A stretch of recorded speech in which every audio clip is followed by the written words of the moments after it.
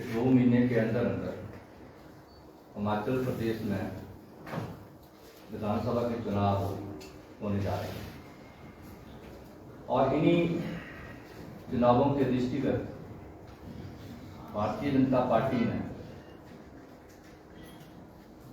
कई तरह की चुनाव प्रबंधन और संचालन नीतियां बनाई।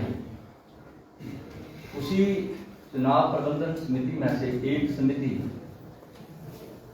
विजन डॉक्यूमेंट, जिसको कि हम दृष्टि पत्र कहते हैं और पहले जिसको घोषणा पत्र के नाम से जाना जाता था,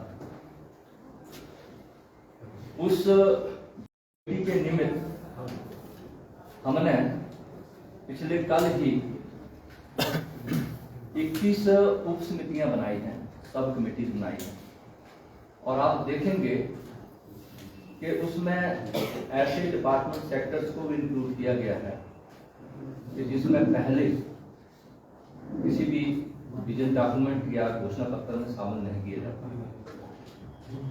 और पहली बार मुझे लगता है कि जो जर्नलिस्ट के लिए भी हमने उसमें एक कमेटी बनाई है कि जर्नलिस्ट की भी कुछ सुझाव और कुछ प्रॉब्लम्स होती हैं, वो कमेटी जो है वो सुझाव आपसे लेंगे और आप लोग उस कमेटी को सुझाव दे सकते हैं। विजन डॉक्यूमेंट के माध्यम से भारतीय जनता पार्टी का ये प्रयास रहेगा कि एक ऐसा दृष्टि पत्र पार्टी का बने जिसमें सभी वर्गों का,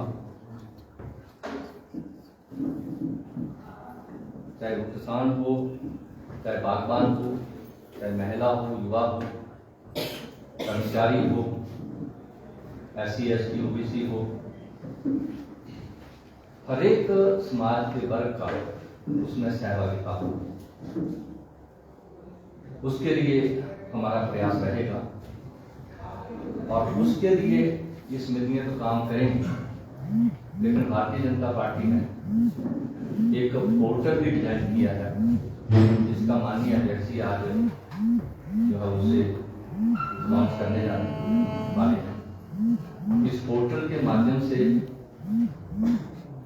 कोई भी व्यक्ति अपने सुझाव इस कमेटी को दे सकता है और इसके साथ साथ एक हम व्हाट्सएप ग्रुप जो सोशल मीडिया पे वो भी एक चला रहे हैं, जिसके माध्यम से भी सुझाव हमें मिल सकते हैं और हर एक चौराहे पे, मंडल पे, जिला पर हम सुझाव बॉक्स, सजेशन बॉक्स रखने जा रहे हैं, जिसके माध्यम से जो स्थानीय लोग हैं जो पोर्टल पे अपने सुझाव नहीं दे सकते, जो व्हाट्सएप के माध्यम से नहीं दे सकते, वो लोग वहाँ पर अपने स्थानीय जो जहाँ जहाँ लोग रहते हैं वहाँ पर अपने गांव में, अपने कस्बे में, उस शहर में उस सजेशन बॉक्स के माध्यम से अपने अपने सुझाव को दे सकते हैं। और हमारा प्रयास ये रहेगा कि ये जो विजन डॉक्यूमेंट बने एक कॉमन आदमी के लिए और इसमें ये लगे कि एक कॉमन आदमी का तैयार किया हुआ, ये पार्टी ने इसको आत्मसात किया है। तो मैं ज़्यादा न कहते हुए अब अध्यक्ष से मैं आग्रह करूँगा कि आप आगे जो है वो आपके साथ वार्तालाप जारी रखें। अध्यक्ष नमस्कार, आप सबका वार्ता में अभिनंदन करते हुए डॉक्टर सिकंदर जी जो कि हमारा विजन डॉक्यूमेंट कमेटी है उसको हेड कर रहे हैं और जैसा इन्होंने कहा हमने 21 उप समितियां विजन डॉक्यूमेंट के लिए बनाई हैं, जिसमें हमारे बहुत सारे सीनियर लोग, IAS अधिकारी और दूसरे लोग, इंजीनियर्स, डॉक्टर्स, ऐसे समाज के सभी प्रतिष्ठित वर्ग के लोगों को उनका समावेश किया है। और जैसा डॉक्टर साहब ने अभी बताया कि जर्नलिस्ट जो हमारे हैं उनसे भी हमने सुझाव मांगे हैं, अर्थात समाज के हर वर्ग से हमने दृष्टि पत्र के लिए सुझाव मांगने का काम किया है। उसमें चाहे हमारे आर्ट कल्चर से जुड़े लोग हों, लैंग्वेज से जुड़े लोग हों, एजुकेशन से हों, एग्रीकल्चर से हों, हॉर्टिकल्चर से हूँ या किसी भी जो हमारे विभिन्न विभाग हैं, स्पोर्ट्स से हो, यूथ से हो, तो इंडस्ट्री से हो, हमने प्रयास किया है कि इन 21 जो समितियां हमने बनाई हैं उसके माध्यम से आम जनमानस के सुझाव जो हमारा दृष्टि पत्र बना है उसमें उनका समावेश किया जाए, और उस दृष्टि से हमने समितियों का गठन भी किया है। इसके अलावा कुछ प्रतिष्ठित लोगों से जो हम व्यक्तिगत रूप से भी उनको पत्र भेजकर भी उनके सुझाव मांगने का कार्य हम कर रहे हैं। लक्ष्य हमारा यही है कि आम जनता की राय से हमारा जो है विजन डॉक्यूमेंट बने, आम जनता की सहमति से हमारा विजन डॉक्यूमेंट बने और उसमें सभी लोगों के सुझाव आए, ताकि एक बृहद स्तर के ऊपर आम जनता की जो डिमांड्स हैं या उनकी जो समस्या है या उस प्रकार के जो भी काम जिनका समावेश हम कर सकें, ऐसा एक डॉक्यूमेंट तैयार हो। तो उसमें हमारे डॉक्टर साहब, डॉक्टर सिकंदर और उनके साथ एक टीम है जो इस कार्य को करेगी, और विभिन्न समितियों में जो प्रभारी बनाए गए हैं वो आम जनता से सुझाव लेंगे। इसके अलावा एक पोर्टल भी आज हम लॉन्च कर रहे हैं, पोर्टल के माध्यम से भी लोग अपना सुझाव दे सकते हैं। साथ ही साथ एक व्हाट्सएप नंबर की भी बात अभी डॉक्टर साहब ने बताई है। साथ ही हम जो अभी एक एलईडी वैन आप सभी विधानसभा क्षेत्रों में 68 विधानसभा क्षेत्रों में चलाने वाले हैं, उसमें भी हम एक बॉक्स रखेंगे जिसमें सजेशन बॉक्स होगा और सभी लोग लिखित में उसमें अपना सुझाव दे सकते हैं। हमने पिछली बार भी लगभग 60,000 लोगों का प्रदेश भर से जो दृष्टि पत्र बना था उसमें उनके सुझाव लिए थे, और इस बार भी हमारा प्रयास है कि ज्यादा से ज्यादा लोगों के सुझाव हमको मिल सके और ज्यादा से ज्यादा लोगों की जो है उनकी सहभागिता हमारे विजन डॉक्यूमेंट में। तो एक तो विषय हमारा ये है कि आज हम पोर्टल लॉन्च कर रहे हैं, इसके तुरंत बाद हम पोर्टल लॉन्च करेंगे, और उसकी अगर मैं आपको जानकारी दूं, उसका जो लिंक है वो है BJP-HP संकल्प पत्र 2022.org, ये उसका लिंक है। इसके माध्यम से हम लोगों से सुझाव मांग रहे हैं, हम लिखित रूप से भी सुझाव ले रहे हैं, हम व्हाट्सएप के माध्यम से भी सुझाव ले रहे हैं। तो मैं समझता हूँ हमारा प्रयास है कि ज्यादा से ज्यादा लोग अपना जो है उनका क्या दृष्टिकोण है वो हमको उसकी जानकारी दे सके, ऐसा हमारा प्रयास है। इसका जो फर्स्ट ड्राफ्ट है वो 20 सितंबर को हमारा बन जाएगा। जो इसका फर्स्ट ड्राफ्ट का हमने तय किया है कि 20 सितंबर तक हम फर्स्ट ड्राफ्ट जो है दृष्टि पत्र का तैयार कर लेंगे। बाकी इसके अलावा आज की बैठक, आज की इस प्रेस कॉन्फ्रेंस में माननीय राष्ट्रीय अध्यक्ष जी का हमारा अभी 4 संसदीय क्षेत्र का प्रवास का कार्यक्रम जो कि अभी प्रस्तावित है 18, 19, 20 और 21 तारीख को, जिसमें सबसे पहले शिमला संसदीय क्षेत्र में 18 तारीख को उनका आने का कार्यक्रम है, 19 तारीख को हमीरपुर, उसके बाद 20 को मंडी और 21 तारीख को कांगड़ा में। और इस दौरान माननीय राष्ट्रीय अध्यक्ष जी जो हमारे चारों संसदीय क्षेत्र के चुने हुए प्रतिनिधि हैं, चाहे पंचायती राज के हैं या लोकल बॉडीज के हैं, उनके साथ संवाद करेंगे। उसमें हमारे जो जिला परिषद के चेयरमैन, वाइस चेयरमैन, हमारे जिला परिषद मेंबर्स, हमारे बीडीसी के चेयरमैन, वाइस चेयरमैन, बीडीसी के मेंबर्स, हमारे जो है प्रधानगण, उप प्रधानगण, इसी प्रकार से जो हमारे लोकल बॉडीज में हमारे जो म्युनिसिपल कॉर्पोरेशन है उसके मेयर, डिप्टी मेयर, इसी प्रकार से हमारे जो नगर परिषद है उनके चेयरमैन, वाइस चेयरमैन, नगर पंचायतों के चेयरमैन, वाइस चेयरमैन और उनके काउंसलर्स जो हैं उनके साथ, और इनके अलावा जो हमारे पूर्व मेयर रहे, डिप्टी मेयर रहे या हमारे काउंसलर्स रहे या हमारे जो ये जिला परिषद के चेयरमैन, वाइस चेयरमैन रहे, मेंबर्स रहे, या बीडीसी के चेयरमैन, वाइस चेयरमैन रहे, बीडीसी के मेंबर्स रहे, हमारे प्रधानगण रहे, प्रधानगण रहे, ऐसा करके सभी चारों संसदीय क्षेत्र में माननीय राष्ट्रीय अध्यक्ष जी का प्रवास भी होगा और इन लोगों के साथ विस्तृत रूप से उनकी चर्चा होगी कि किस प्रकार से उनका सहयोग हम आने वाले समय में जो विधानसभा का चुनाव है उसमें दे सकें। तो मैं समझता हूं अभी एक बहुत महत्वपूर्ण दौरा माननीय राष्ट्रीय अध्यक्ष जी का हिमाचल प्रदेश का है।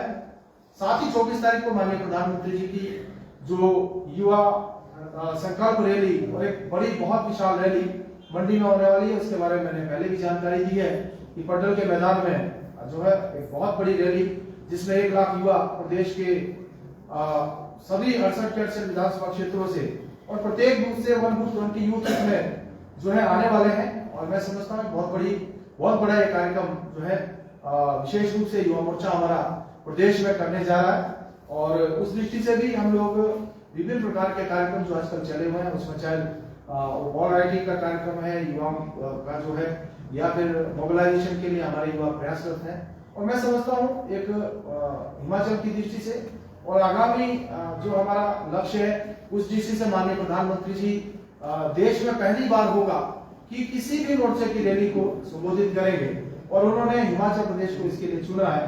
तो मैं माननीय प्रधानमंत्री जी का आभार भी प्रकट करना चाहूंगा।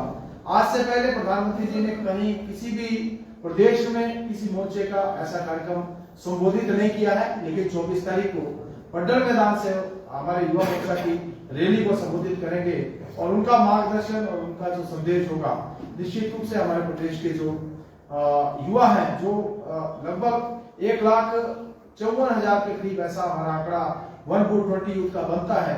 तो इतना जो है युवा उस कार्यक्रम में प्रधानमंत्री जी का संबोधन सुन पाएगा। तो मैं समझता हूँ ये हमारा प्रधानमंत्री जी का कार्यक्रम है। इसके अलावा बहुत सारे अन्य कार्यक्रम जैसे कि आजकल हमारे मोर्चों के सम्मेलन चले हुए हैं, जिसमें अनुसूचित जाति मोर्चा के सम्मेलन हो रहे हैं, हमारे महिला मोर्चा के सम्मेलन है। मानिए हमारी जो स्मृति ईरानी जी, जो 17 तारीख को पहले उनका सुंदरनगर का कार्यक्रम था, लेकिन अभी माननीय प्रधानमंत्री जी की रैली के कारण जो है उसको हमको रामपुर में हमने चेंज किया। रामपुर में उनका कार्यक्रम होने वाला है। इसी प्रकार से हमारे जो अन्य जो वरिष्ठ नेतृत्व है उनके भी प्रदेश भर के कार्यक्रम बहुत शीघ्र होंगे। उसमें चाहे माननीय अमित शाह जी हैं, माननीय राजनाथ सिंह जी हैं, माननीय नितिन गडकरी जी हैं, और जैसा मैंने कहा कि माननीय राष्ट्रीय अध्यक्ष जी का प्रवास जो है एक तो ये तय, इसके बाद अक्टूबर के प्रथम सप्ताह में भी माननीय राष्ट्रीय अध्यक्ष जी का हिमाचल प्रदेश का प्रवास का कार्यक्रम प्रस्तावित है। अन्य नेताओं के कार्यक्रम भी हिमाचल प्रदेश में आने वाले समय में, और मैं समझता हूँ 2022 की दृष्टि से भारतीय जनता पार्टी मजबूती के साथ आगे बढ़ रही है। हमारी जो विभिन्न समितियां हमने बनाई हैं, विभिन्न कार्यों को कर रही है, और मैं समझता हूँ जिस लक्ष्य के लिए हम लोग लगे हैं निश्चित रूप से उसमें हम क्या कामयाब होंगे। आजकल हम देख रहे हैं कि सरकार का हिमाचल की स्थापना के जो 75 वर्ष पूरे होने के ऊपर और आजादी का अमृत महोत्सव, उसके भी जो कार्यक्रम है पूरे देश भर में आयोजित किए जा रहे हैं, और लगभग 40 कार्यक्रम अभी तक संपन्न हो गए हैं, जिसमें कि हिमाचल प्रदेश तब और हिमाचल प्रदेश अब, उसको लेकर माननीय मुख्यमंत्री जयराम ठाकुर जी पूरे प्रदेश भर में जो है विभिन्न कार्यक्रम कर रहे हैं, और उसमें जो जन समर्थन मिल रहा है, मैं समझता हूँ भारी संख्या में, उसमें चाहे हमारे जो है लाभार्थी हैं या फिर आम जनता उन कार्यक्रमों में बढ़ चढ़ कर हिस्सा ले रही है। मैं समझता हूँ ये एक बहुत अच्छी पहल है, और एक मैं हिमाचल के इतिहास को लेकर जो हमारी आने वाली पीढ़ी है उनको हिमाचल प्रदेश के रूप में कि हम कहां से चले थे और आज हम कहां पहुंचे हैं, इस विषय की जानकारी प्रदर्शनी के माध्यम से देना। और आज जिस प्रकार से हिमाचल प्रदेश अनेक मार्गों के ऊपर उत्तम आया है, हम शिक्षा क्षेत्र में आगे बढ़े, हम स्वास्थ्य क्षेत्र में आगे बढ़े हैं, सड़कों का जाल तो हिमाचल प्रदेश में आज दिशा है, और इसके अलावा हमारी सरकार ने जो लक्ष्य रखा कि इस वर्ष के अंत तक हम हर घर को नल के माध्यम से शुद्ध पीने का पानी देंगे। तो ऐसा अनेक विषयों की जानकारी देना, और इस कार्यक्रम के माध्यम से हमारी जो प्रदेश की जनता को भी, और विशेष रूप से जो हमारा युवा पीढ़ी है, उनको हिमाचल प्रदेश की एक झलक दिखाना, मैं समझता हूँ एक बहुत बढ़िया शुरुआत प्रदेश में हुई है, और आजकल उसका बड़ा सफल आयोजन पूरे प्रदेश भर में हो रहा है। तो मैं समझता हूँ यही कुछ विषय थे जिनको लेकर आपसे आज हमको वार्ता करनी थी। मुख्यतः दृष्टि पत्र के विषय में डॉक्टर सिकंदर जी ने यहाँ विस्तृत रूप से जो हम करने जा रहे हैं उसके बारे में जानकारी दी है। मैं जो अन्य विषय थे उसके बारे में आपसे मैंने चर्चा की, और इतनी बात आपसे आज मुझे करनी थी। बहुत बहुत धन्यवाद। व्हाट्सएप नंबर बता देंगे? हाँ, व्हाट्सएप नंबर मैं आपको अभी जानकारी दे देता हूँ उसकी।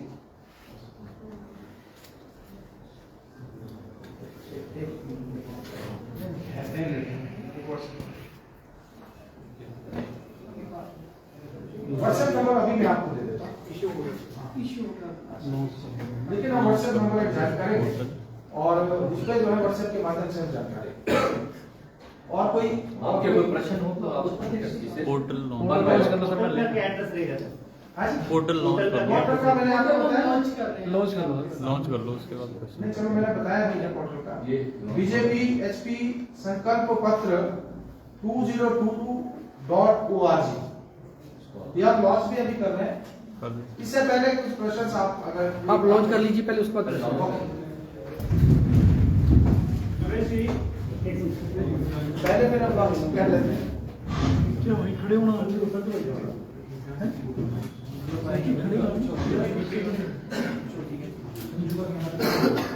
संजू क्या बना रहा है? ठीक है सिकंदर जी देंगे सिकंदर जी आए अब ठीक है अभी आ गया? अब ठीक है जी सर।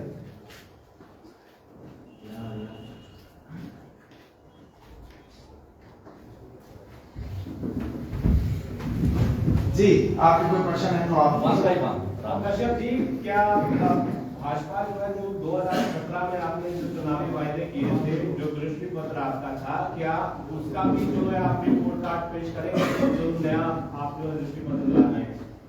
निश्चित रूप से हमारी सरकार ने पिछले 5 वर्षों में जो दृष्टि पत्र पिछली बार था उसके ऊपर काम किया और हमने उससे भी आगे बढ़कर प्रदेश में जो कार्य किया है, बहुत सारे ऐसे काम हमने किए हैं जो कि दृष्टि पत्र में नहीं थे, लेकिन उससे भी आगे बढ़कर हम जो है इस दिशा में आगे बढ़े और इसी तर्ज पर हमने इस बार भी जनता के सुझाव आमंत्रित करने का फैसला लिया है। नड्डा जी के डेट और प्लेस रिपीट कर देंगे आप? मैं रिपीट करता हूँ आप ये 18 सितंबर को शिमला संसदीय क्षेत्र में आएंगे। ये जिसे डेट वो प्लेस भी डिसाइड हो गया? प्लेस हम आपको बता देंगे, ठीक है। और वैसे 18 तारीख को शिमला संसदीय क्षेत्र के सोलन में हमने तय किया है, लेकिन अब ये टेंटेटिव है, मैं आपको बता दूंगा।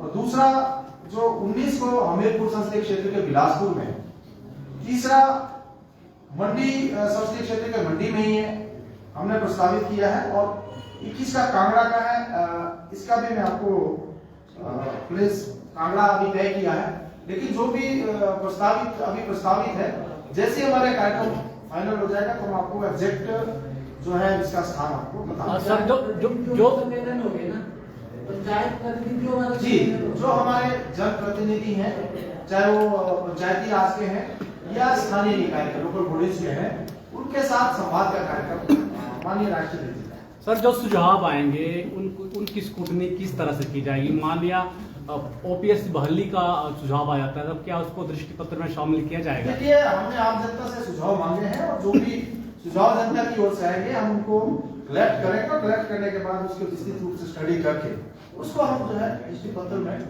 सम्मिलित करेंगे। सुरेश कश्यप जी, अब क्योंकि ना तो कोई विधायक न सांसद, मुख्यमंत्री से लेकर प्रधानमंत्री तक कोई भी समाज सेवी नहीं रहा, सरकारी नौकरी में है अब, क्योंकि उन्हें बाकायदा तनख्वाह दी जाती है और पेंशन दी जाती है, तो क्या ऐसे में जो वायदे किए जाते हैं और जो उनकी जवाबदेही होनी चाहिए उसकी तरफ, और क्या पार्टियों को शपथ पत्र नहीं पेश करना चाहिए अपने जो वायदे किए हैं? क्योंकि बहुत सारे पार्टियां हैं, जो राजनीतिक दल है, वो बहुत ज़्यादा लोक लुभावने वायदे कर रहे हैं।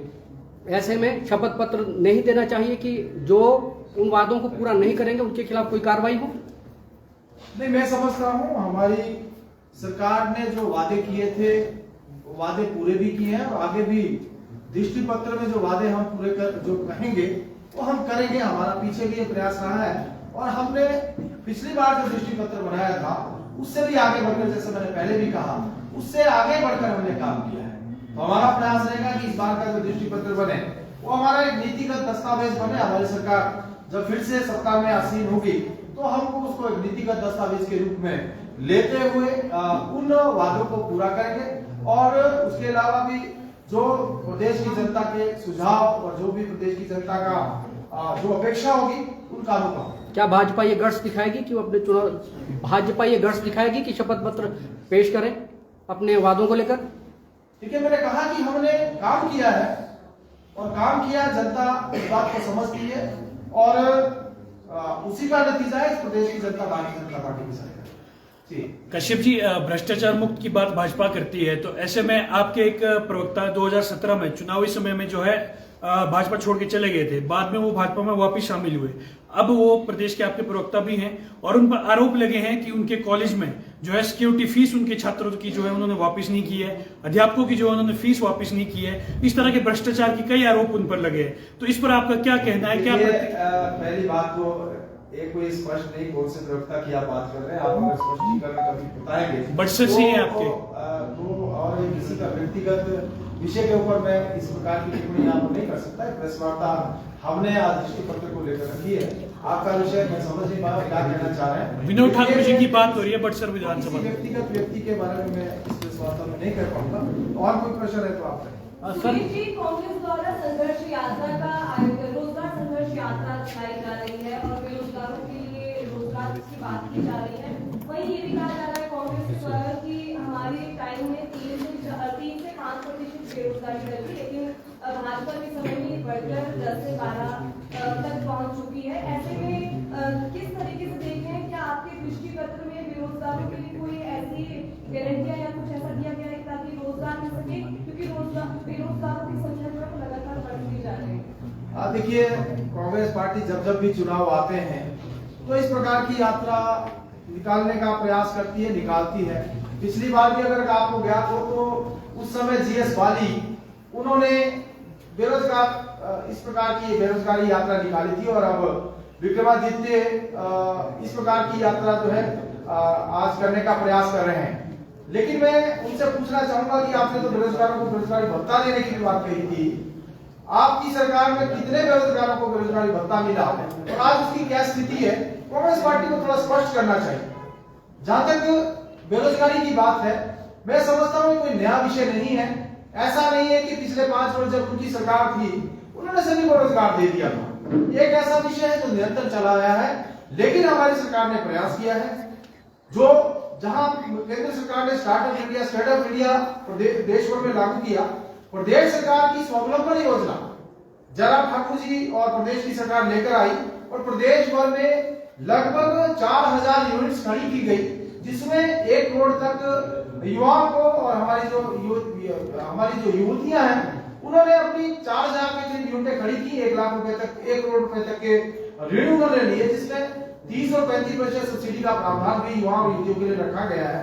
और मैं समझता हूं उसमें अगर ज्यादा नहीं तो कम से कम 20,000 लोगों को परोक्ष और अप्रोक्ष रूप से जो है रोजगार का लाभ मिला। लेकिन इसके अलावा भी हमारी सरकार ने विभिन्न माध्यम से सरकारी स्तर के ऊपर भी और रोजगार देने का काम किया है और आगामी समय में भी हमारा प्रयास रहेगा कि किस प्रकार से इस समस्या का निदान कर सके, उसके लिए हम प्रयास करें। सुरेश जी, मेरा सवाल ये है कि केंद्र से 69 नेशनल हाईवे अप्रूव हुए थे पूर्व कांग्रेस सरकार में, ये आरोप लगा कि डीपीआर नहीं बनी, ये सरकार के 5 साल निकल गए, कब वो? देखिए शर्मा जी, जो भी घोषणा हुई है वो कोई ऐसा नहीं है कि उनको 5 वर्षों में पूरा करना है। लेकिन आप जानते हैं कि कोविड की महामारी के कारण किस प्रकार से हम इन पौने 5 वर्षों में भी लगभग 2.5 वर्ष तक कोरोना से लड़ते रहे। लेकिन जो घोषणा हुई है, हमारा प्रयास रहेगा कि उनको पूरा करें ताकि इसका लाभ हमको। सर, जो ये विजन डॉक्यूमेंट के लिए समितियां बनी है, इसमें 2 मंत्री को छोड़कर बाकी सभी मंत्रियों को जिम्मेदारी दी गई है। 2 मंत्रियों को क्यों जिम्मेदारी नहीं दी गई? राकेश ऐसा नहीं है कि किसी को जिम्मेदारी दी गई है, सभी लोगों को काम दिया गया है। विजन डॉक्यूमेंट में नहीं होगा तो किसी और समिति में होगा, लेकिन यह प्रयास किया गया कि सब, चाहे मंत्री हैं चाहे हमारे अन्य नेतागण हैं, सभी लोगों को काम दिया गया, क्योंकि चुनाव जो है सब लोगों ने मिलकर लड़ना है, एकजुटता के साथ हमको चुनाव लड़ना है। किसको जिम्मेदारी मिली या नहीं मिली ये कोई विषय नहीं है, सभी लोगों का विषय है कि सब लोग कलेक्टिवली सभी लोग काम करेंगे और सभी लोग जो लक्ष्य के लिए हम चले हैं उसमें हम कामयाब होंगे। एक कांग्रेस आरोप लगा रही है कि आम आदमी पार्टी भाजपा की बी टीम है और हिमाचल प्रदेश में भी केवल वोट तोड़ने के लिए जो है आम आदमी पार्टी भाजपा की तरफ से डिप्यूट की गई है। अब इस विषय के बारे में तो कांग्रेस पार्टी के नेता ही अच्छे जवाब दे सकते हैं, लेकिन इतना अवश्य है कि कांग्रेस पार्टी आज जो है जो स्थिति आज प्रदेश में और देश में उनकी हुई है वो हार मान चुकी है और जिस प्रकार से आपने देखा कि आज उनके नेता कांग्रेस पार्टी को छोड़ रहे हैं। अभी आश्रय शर्मा जो कि अभी बेरोजगारी यात्रा की बात हो रही थी, उस कमेटी में उस बसे थे, लेकिन उन्होंने भी रिजाइन कर दिया। तो आप देखिए कि आज उनकी स्थिति क्या है, देश में क्या स्थिति है। बड़े बड़े नेता जो है कांग्रेस पार्टी को छोड़ रहे हैं, प्रदेश में भी उनकी क्या स्थिति है। परिवारवाद पूरी तरह से उनके ऊपर जो हावी है। गुटबाजी के कारण जो आप देख रहे हैं कि आज उनका कांग्रेस पार्टी की स्थिति देश में क्या हो गई है या प्रदेश में क्या हो गई है। तो निश्चित रूप से उनको ये डर सता रहा है कि आने वाला जो विधानसभा चुनाव उसमें बड़ी हार उनको देखनी पड़ेगी। भाजपा में शामिल हो रहे आश्रय शर्मा?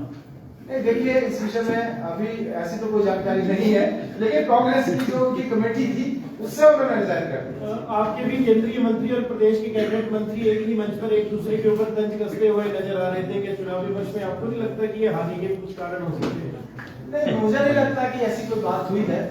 और मैं तो समझता हूँ आज हमारे सभी वरिष्ठ नेतागण एकजुटता के साथ आगे बढ़ रहे हैं और हमारे लिए सौभाग्य की बात है। जो हमारे कार्यक्रम चले हैं उसमें सभी नेताओं की सहभागिता हो रही है और जिस मिशन में हम लगे हैं उसमें निश्चित रूप से काम। हाल ही में जो नेता भाजपा में शामिल हुए हैं, हाल ही में जो नेता भाजपा में शामिल हुए उनका विरोध भी हो रहा था, आप भी मध्यस्थता के लिए नालागढ़ गए थे, क्या उसको शांत करवा पाए? देखिए कहीं पर भी कोई विरोध नहीं है। सभी लोगों ने जिन लोगों को पार्टी में सम्मिलित किया गया है उनका स्वागत किया है और अब सब लोग साथ मिलकर चले हैं। कहीं पर भी चिंता की कोई आवश्यकता नहीं। बहुत बहुत धन्यवाद। सभी लोगों के भोजन की व्यवस्था है, भोजन करके